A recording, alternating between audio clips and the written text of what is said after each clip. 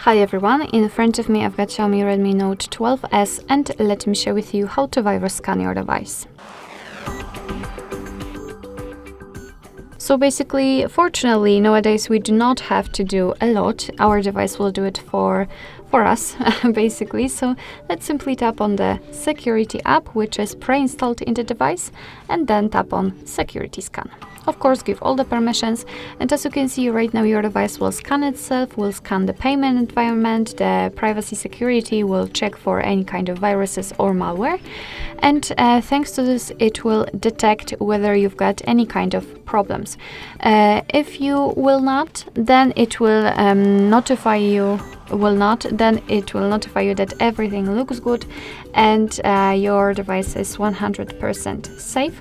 However, if you will have any kind of problems, and it does not really mean that you will have the viruses.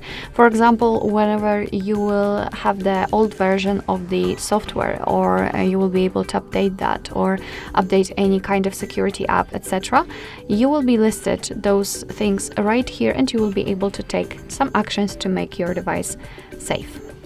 Alright, so that will be all. Thank you so much for watching. I hope that this video was helpful, and if it was, please hit the subscribe button and leave the thumbs up.